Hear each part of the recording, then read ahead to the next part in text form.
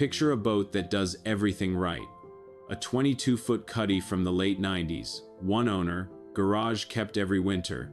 The gel coat still shines when the sun hits it. The slip fee is paid through the season.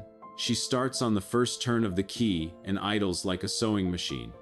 There is nothing wrong with this boat. And one morning, her owner opens an envelope from the marina office and finds out that none of that matters. New dock policy. Vessels over 20 years old now require a current marine survey and current proof of insurance to renew the slip. And the insurer he has carried for 15 years just sent a letter of its own. They are no longer writing hulls that age. Same week. 2 letters. A boat that runs perfectly, and suddenly no water to run it on. And here is the part that should get your attention. Your boat is fine. Your slip is paid. You have done nothing wrong. And a policy you never signed up for, written in an office you will never see, can quietly push you off the water anyway.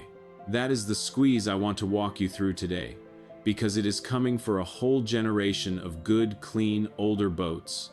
And most owners do not see it until the envelope is already in their hands. I have been surveying boats a long time, and I will tell you plainly. I have watched the rules turn. 10 years ago, a spotless 25-year-old hull was just a boat. Today, it is a liability question with an answer nobody wants to sign their name to. And this is not one villain twisting a knob. It is insurers, and marinas, and regulators, all leaning the same direction at the same time, for reasons that, honestly, make sense from where they sit. When everyone with a checkbook is worried about the same risk, the door starts to close on the same kind of boat. This is general information from one working marine surveyor, not a professional survey or financial advice. Always have a boat independently surveyed before you buy, so stay with me. I am going to lay out the 5 forces closing in on older boats, exactly what each rule says, what it costs you, and most important, what you can do right now to stay on the right side of it. I am Sam Holloway. Let me start with the one that started all of it, insurance, because everything downstream flows from here. Since the insurance market went hard after 2022, the companies that write boats have gotten a great deal choosier about age. And I do not mean they nudge the price up, I mean the door. Many standard carriers now simply will not write, or will not renew, a hull once it crosses somewhere around 20 to 30 years old. Others will write it, but only if you hand them a recent survey, typically one done in the last few years, and then another one every 5 years after that. And a good number of carriers did not tighten the rules at all. They just walked out of the boat business entirely. That is not a rumor. By some counts, roughly half of the companies that used to write recreational boats have left the market in recent years. Half. Now here is the fair part, because you deserve the honest why, not a boogeyman. When an insurance company looks at a 40-year-old boat, they are not seeing your Sunday mornings. They are seeing 4 decades of hoses, wiring, and fuel lines they cannot inspect from a desk, and a repair and replacement bill that only goes one way. A newer boat is a known quantity. An older boat is a question mark, and insurance companies are in the business of pricing question marks or refusing to. It is risk math. It is not a grudge. But risk math has a cost, and that cost lands on you. Here is what it looks like on the ground. You go to renew, and your carrier of 20 years says no more. You start calling around, and the big-name companies whose ads you have seen for years say the boat is too old to quote. So now you are boat-rich and coverage-poor, holding a perfectly good vessel that the standard market will not touch. And that matters way beyond just being uninsured on the water. Because, and this is the hinge of the whole video, your marina is about to ask you to prove you have that exact coverage you can no longer get. So what do you do about it? This is the good news, and it is a real fix, so write it down. A recent survey is the single thing that turns too old back into insurable. The word old scares an underwriter. A clean survey report tells that same underwriter the transom is solid, the wiring is sound, the fuel system is safe. It swaps their fear for facts. Get one done by an independent surveyor, keep it current, and hold on to every maintenance record you have. And do not stop at the household name insurers. There is a whole tier of specialist marine insurers, and agreed value carriers who write exactly the boat the big companies just turned down. The coverage is out there. You just have to knock on the doors the ads do not point you to. Which brings us straight to the dock. Because the marina is where the insurance squeeze stops being an abstraction and turns into a locked gate. Here is the mechanism, and it is quiet and completely legal. Almost every marina now writes proof of insurance right into the slip lease. Not a suggestion, a condition. Commonly, they want $300,000 in liability at a minimum, sometimes $500,000 or a full million at the bigger full-service places, plus fuel spill and pollution coverage, and the marina itself listed as an additional insured on your policy. And the rule is blunt: no proof of insurance, no slip. On its own, that is reasonable. A marina has real liability if your boat sinks in its fairway or catches fire against the next dock. But look at what happens when you stack it on top of the first force. The marina says you must carry insurance. The insurance market says your older boat is too old to insure. Do you see the trap that closes in the gap? It is not that the marina banned your boat by name. It is that the marina requires a piece of paper the insurance industry has quietly stopped handing out for boats like yours. And on top of the paperwork, a lot of marinas have added condition standards. The boat has to be operational, kept up, presentable, no derelicts, no long-dead project boats slowly turning green in a slip. Fair enough on paper, but presentable is a judgment call, and judgment calls have a way of landing hardest on the older end of the dock. I want to be honest about the edge of what I know here, because this is where the hype channels start making things up, and I am not going to do that to you. These rules vary marina to marina and state to state, more than almost anything else in boating. Some little private marina up a creek may not ask you for a thing. The big corporate operation on the bay may hand you 4 pages of requirements. I cannot cover every marina in the country, nobody can, so I am giving you the pattern, not a promise. Read your slip contract. Read the renewal, not just the first signing. And if the language changed since last year, do not assume it does not apply to the boat you have had here for a decade. The old marina manager who taught me a lot of what I know about how docks really run, I will call him Wallace Trundle, put it to me years ago, back when this was just starting. He said, "Sam, the brochure out front will always say welcome. It is the contract in the back office that decides who actually stays." And he was right.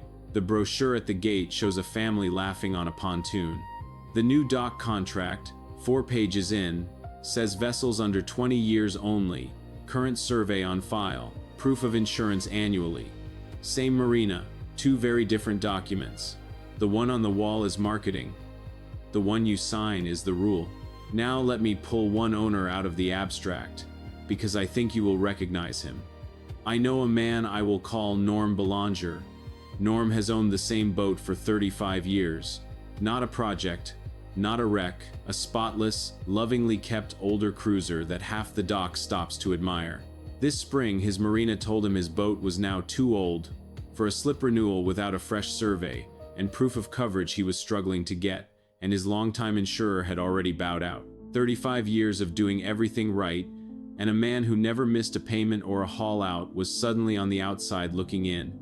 And here is what got me about Norm's situation. He was not angry at the marina, exactly.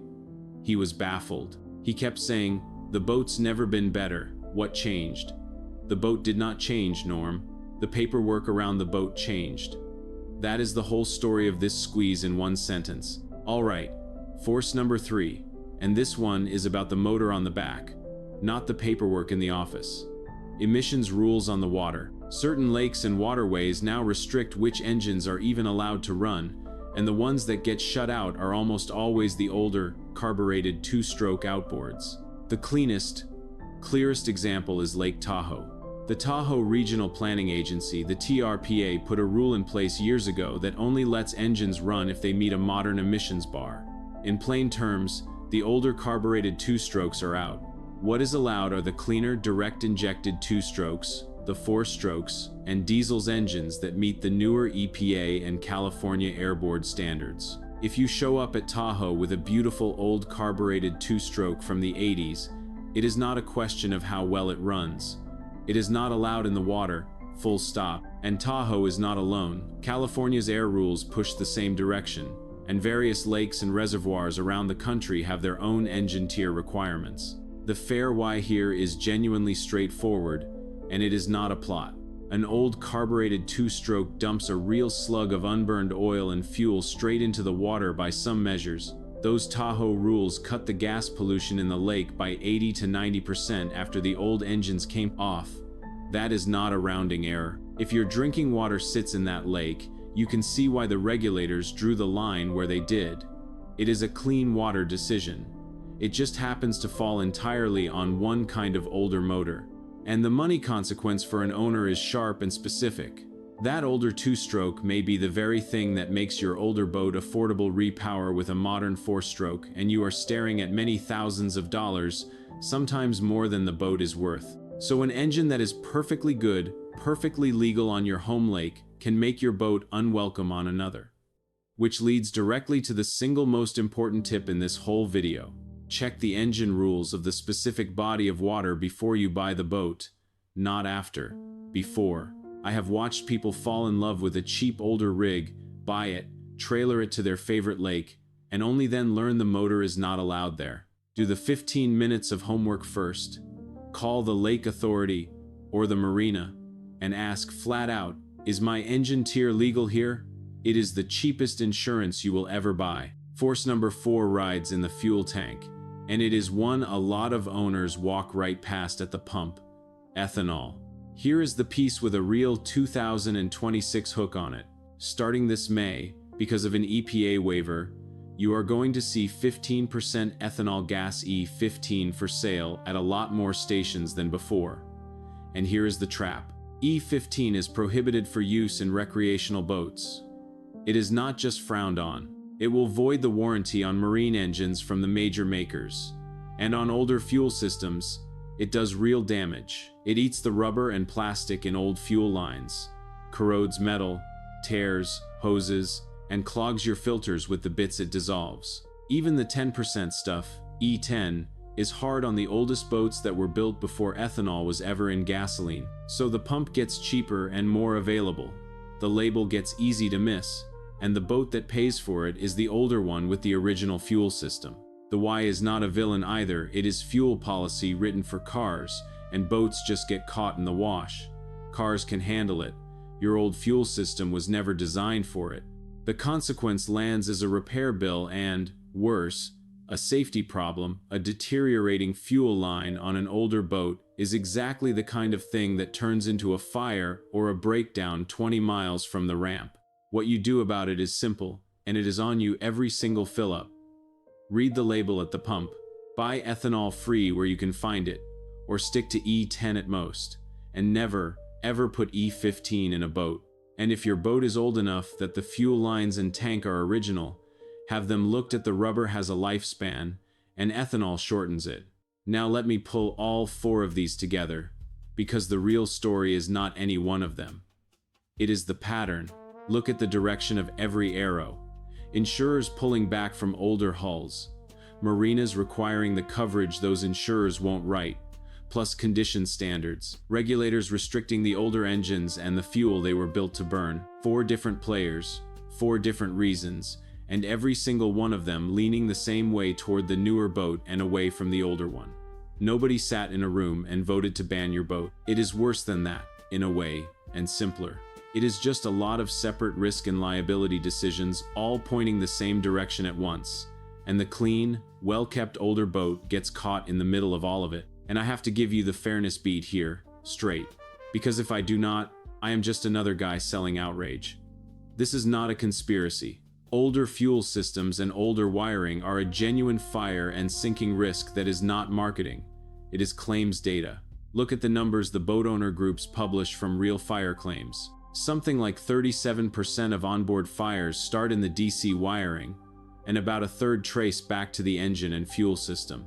And here is the line that matters most for our conversation. Wiring harnesses and starters cause a disproportionate number of fires on boats more than 25 years old.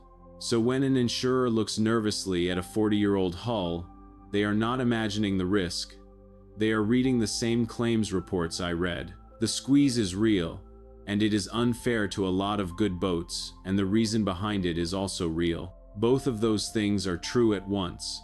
Hold them both. Which is exactly why I keep coming back to the survey, because it is the one move that answers the fairness point instead of just complaining about it. A recent independent survey does not argue with the risk math, it settles it. It puts on paper that this particular old boat has sound wiring and a safe fuel system and a solid hull. It turns old, therefore risky, into old but proven. That is the difference between the boat that gets pushed off the water and the boat that keeps its slip. I will own a mistake here, because I have been on the wrong end of this too, and I would rather you learn it from my bruise than your own. A few years back, I let a survey lapse on a boat of mine, figured I knew it inside and out, so why pay for a piece of paper that just tells me what I already know? Then a marina I wanted to move into asked for a current one, and my carrier wanted a fresh one to keep my rate, and I was scrambling to book a surveyor in the busy season while my renewal window closed. I knew better. The paper is not for you. The paper is for the office that decides whether you stay. Do not let it lapse. I did, and it cost me time and a better slip. So here is your do list, all in one place, because I want you walking away with moves, not just worries. 1. Get a recent survey from an independent surveyor and keep it current. It is the master key. 2.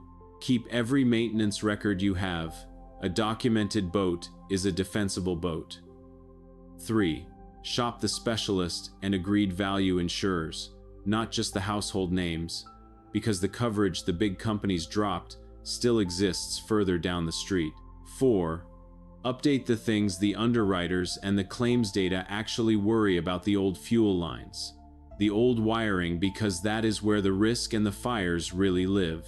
And 5. Before you buy any older boat, check the engine and emissions rules of the exact water you plan to run it on, and read the Marinas slip contract line by line, the renewal included. Do those 5 things and you go from being at the mercy of the squeeze to being the owner it cannot touch. Now, all of this, the insurance pullback especially, is part of a bigger reason a certain group of older boats has quietly lost most of its value. When a boat gets hard to insure and hard to slip, it also gets hard to sell, and the price falls through the floor. That is a whole story of its own, and it is my next one. The 15 older boats that are worth almost nothing today, and why this exact squeeze is one of the reasons. If that is the boat sitting in your driveway, you are going to want to see it. Here is the last thing I will leave you with. Do not panic, and do not sell a good boat in a hurry because of a letter. A well-kept older boat is still a wonderful, honest thing to own. I would take a cared-for older hull over a neglected new one any day of the week. The squeeze is real, but it is answerable. Get your survey, keep your records, find the right insurer, mind your engine and your fuel, and read what you sign. Do the homework the paperwork now demands, and the water stays open to you. Buy smart, stay afloat. I'm Sam Holloway. I'll see you back at the dock.